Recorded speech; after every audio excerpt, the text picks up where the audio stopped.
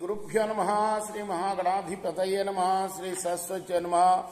భక్తులారా, సత్సంగంలో భాగంగా ఇప్పుడు మనం శ్రీమద్ రామాయణం చెప్పుకుందాం. నిన్నటి వరకు మనం బాల, అయోధ్య, అరణ్య, కిష్కింధ, సుందరకాండలు పూర్తి చేసాం. యుద్ధకాండలో కూడా 115వ సర్గ వరకు చెప్పుకున్నాం. ఈ రోజున 116వ సర్గ చెప్పుకుందాం. చెప్పుకునే ముందు వాల్మీకి మహర్షిని ప్రార్థన చేసుకుందాం. కుజంతన్ రామ రామేతి మధురం మధురాక్షరం ఆరుహ్య కవితా శాఖం వందే వాల్మీకి కోకిలం. సమర్థ సద్గురు సాయినాథ్ మహారాజ్ की జై.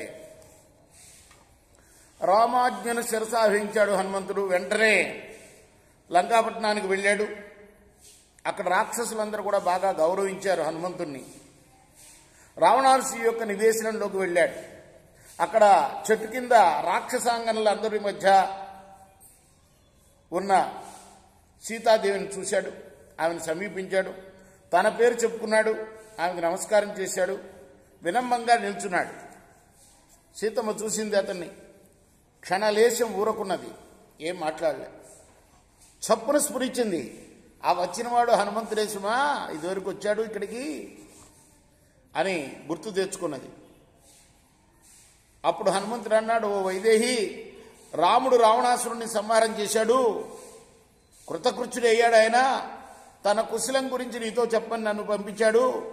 లక్ష్మణ, సుగ్రీవ, విభీషణాదులతోటి, వానర సైన్యాలతోటి ఇప్పుడు ఆయన స్వస్థంగా ఉన్నాడు. వానర సైన్యాలు భయంకరంగా పోరాడాయి. విభీషణుడు సాయం చేశాడు. లక్ష్మణుడు తన రాజనీతి నైపుణ్యాన్ని, పరాక్రమాన్ని చూపించాడు. రాముడే రావణాసురుణ్ణి చంపాడు. నీ కుశలం అడిగి తెలుసుకుని రమ్మన్నాడు. ఇంకా నీతో ఇలా చెప్పమన్నాడు ఆయన. ఓ దేవి, నీకు సంతోష వార్త చెబుతూ ఉన్నాను. నేను మరింత సంతోషపెడుతున్నాను. నువ్వు పాతివ్రత్య ధర్మం బాగా తెలిసిన దానివి. నా భాగ్యవశం వల్ల నువ్వు ఇంతవరకు జీవించి ఉన్నావు. నేను యుద్ధంలో గెలిచాను. ఇంతటితో నీ వ్యధంతా కూడా తీరిపోయింది. ఇక నీవు స్వస్థతగా ఉండు. మన శత్రువు రావణాసురుడు చచ్చిపోయాడు.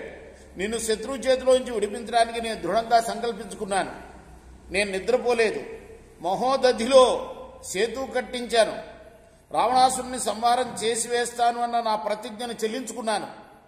ఈ లంకారాజ్యం అంతా కూడా నా వశమైంది. ఇప్పుడు నువ్వు ఈ రావణాలయంలో ఉన్నందున కలవరపడవలసిన అవసరం లేదు.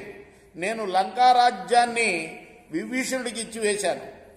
నువ్వు స్వగృహంలోనే ఉన్నట్టుగా భావించుప్పుడు దుఃఖపడవద్దు. విభీషణుడు కూడా ఎంతో సంతోషంతో, ఉత్సాహంతో నీ దర్శనానికి వస్తాడు. ఈ విధంగా రాముడు చెప్పమన్నాడు అని హనుమంతుడు సీతాదేవితో చెప్పాడు. సీతాదేవి లేచి నిల్చున్నది. సంతోషంతో ఉప్పింగిపోయింది. ఏమీ మాట్లాడలేకపోయింది. బదులు చెప్పకుండా ఉన్న సీతాదేవిని చూచి హనుమంతుడు అన్నాడు, ఓ దేవి, ఏమి ఆలోచిస్తున్నారు? ఏం మాట్లాడటం లేదు మీరు అని అడిగాడు. ఆ మహాపతివ్రత సీతాదేవి అప్పుడు హర్ష గద్గద స్వరంతో, ఓ హనుమంతుడా, నా పెనిమిటి విజయం గురించి నువ్వు నాకు చెప్పావు. నాకు పంటరాని సంతోష వార్త చెప్పావు. నువ్వు నీకు ఏమి బదులివ్వాలని ఒక్క క్షణం ఆలోచించాను. నా సంతోషాన్ని ఎలా వెల్లడించాలో నాకు అర్థం కావట్లేదు. అందువల్లనే ఊరకున్నాను. ఇంత సంతోష వార్త నువ్వు చెప్పావు. ఏదైనా నీకు ఇచ్చి నేను సంతోషపెట్టాలి అనుకుంటున్నాను. అయితే నీవు చెప్పిన సంతోష వార్తకు ఇవ్వదగిన వస్తువు ఈ భూలోకంలో ఏది నాకు కనపట్టలేదయ్యా. నీకు ఇవ్వదగిన వస్తువు ఈ భూలోకంలోనే కాదు, ముల్లోకాల్లో కూడా నాకు కనపట్టలేదు. నా దగ్గర ఉన్న వెండి అంతా ఇచ్చినా కూడా చాలదు. నానావిధ రత్నాలు ఇచ్చినా కూడా చాలదు. త్రైలోక్యాధిపత్యం నీకు ఇచ్చినా కూడా అది తక్కువే. నువ్వు చేసిన మేలుకి, నువ్వు తెచ్చిన ఈ సంతోష వార్తకు ఇవ్వదగిన వస్తువు ఏది కూడా జగత్తులో లేదయ్యా. ఈ విధంగా సీతాదేవి అనగానే అప్పుడు హనుమంతుడు అన్నాడు, దేవి, నీకు కావాల్సింది నీ పెనిమిటి సంతోషం, నీ పెనిమిటి శ్రేయస్సు. నిరంతరం నీ భర్త విజయాన్ని కాంక్షించావు. నా మీద నీకున్న వాత్సల్యం వల్ల ఈ విధంగా అంటున్నావు అంతే. నన్ను సంతోషపెట్టడానికి ఏ వస్తువు అక్కర్లేదమ్మా. ఎంతో ప్రేమతో నీవు మహా గొప్ప మాట చెప్పావు. నానావిధ రత్న రాసుల కన్నా, దేవరాజ్యం కన్నా నీవిప్పుడు నాతో అన్నమాట చాలా గొప్పదమ్మా. నాకిప్పుడు రత్న రాసుల కన్నా గొప్ప సంపద లభించినట్టుగా ఉంది నీ మాట వినగానే. ఆ మాటలు విన్న తర్వాత సీతమ్మ అన్నది, హనుమంతుడా, నువ్వు కాబట్టి సుశబ్ద సంపన్నంగాను శ్రవణపేయంగాను గ్రహణధారణాది సమర్థమైన బుద్ధితో రామ విజయవార్త చెప్పగలిగేవయ్యా. ఓ వాయుపుత్రుడా, నువ్వు నీ తండ్రిని మించిన శ్లాఘనీయుడు, నువ్వు పరమధార్మికుడు. నీ యుద్ధోత్సాహము, నీ శరీర దార్ఢ్యము, నీ పరాక్రమము, నీ క్షమాగుణము, నీ ధైర్యము, నీ వినయము, నీ శాస్త్రజ్ఞానము చాలా ఉత్తమమైనవి. నీలో ఇంకా ఎన్నో మంగళకరమైన గుణాలు మూర్తిభవించి ఉన్నాయి. సందేహం లేదు. లేని గుణాలు ఉన్నవని నేను స్తోత్రం చేయడం లేదు. ఈ మాటలకు హనుమంతుడు చెల్లించలా. చేతులు కట్టుకొని నిల్చుని ఉన్న హనుమంతుడు సవినయంగా సంతోషంగా, ఓ దేవి, నువ్వు ఇప్పుడు అనుమతించేటట్లయితే నేను ఇదివరకు అవతరించిన ఈ రాక్షసాంగలందరినీ కూడాను హతమార్చి వేస్తాను, చంపేస్తాను. నువ్వు దైవంగా భావించిన పెనిమిటిని ఎడబాసి అశోకవనంలో దుఃఖపడుతూ ఉంటే ఈ భయంకర ఆకారాలు, ఈ భయంకర చారిణులు, ఈ భయంకర నేత్రలు, ఈ క్రూర రాక్షసాంగనులు నిన్ను దారుణంగా హింసించారు. కాబట్టి నా కోరిక నువ్వు మన్నించాలి.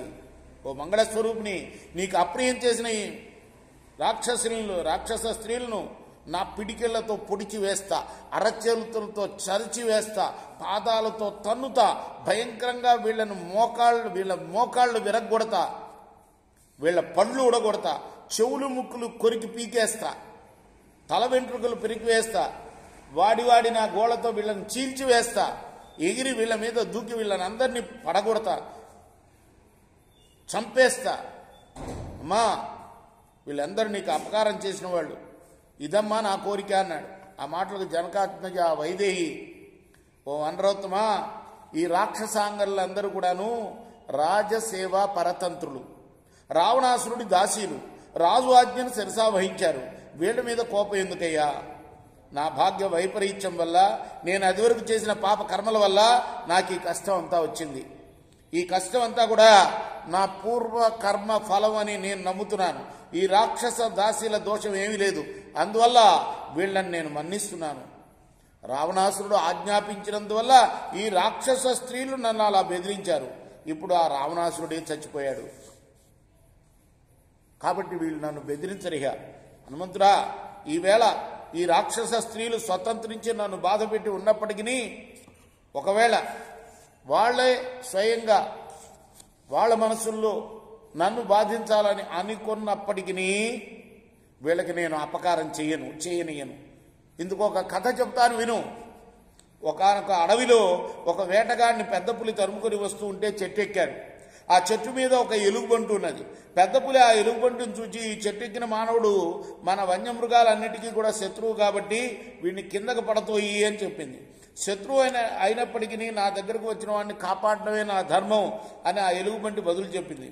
అది నిద్రపోయింది. అప్పుడు ఆ చెట్టు కింద ఉన్న పెద్ద పులి వేటగాడిని చూచి, నిన్ను వదిలిపెట్టిపోతున్నాను, ఎలుగుబంటిని పడదోయమని చెప్పింది. ఆ వేటగాడు అందుకు ఒప్పుకొని ఆ ఎలుగుబంటిని పడదోశాడు. ఆ ఎలుగుబంటికి చటుక్కున నిద్ర మెలకు వచ్చి అలవాటు చొప్పున మరి ఒక కొమ్మ పట్టుకుని కింద పడకుండా తప్పించుకున్నది. అప్పుడు ఆ పెద్ద పులి ఎలుగుబంటిని చూచి, ఓ భల్లుకుమా, చూడు, ఈ మానవుడు ఉపకారికి అపకారం చేశాడు. ఈ దుష్టుణ్ణి ఇప్పుడైనా నువ్వు కింద పడతోయాలి అని చెప్పింది. వీడు నాకు ఎంత అపకారం చేసినా వీడికి నేను తిరిగి అపకారం చేయను అని ఆ ఎలుగుబంటు పెద్ద పులితో ఖచ్చితంగా చెప్పింది. ఆ భల్లూకం ఆ పెద్ద పులితో ఇంకా ఈ విధంగా ఒక పద్యం కూడా చెప్పింది. ప్రాజ్ఞుడైన వాడు తనకు అపకారం చేసిన వారికి ప్రత్యుపకారం చెయ్యడు. అపకారం చేసిన వారికి ఉపకారం చేయడమే సత్పురుషుల యొక్క సదాచారము. సదాచారమే సత్పురుషులకు ఆభరణము.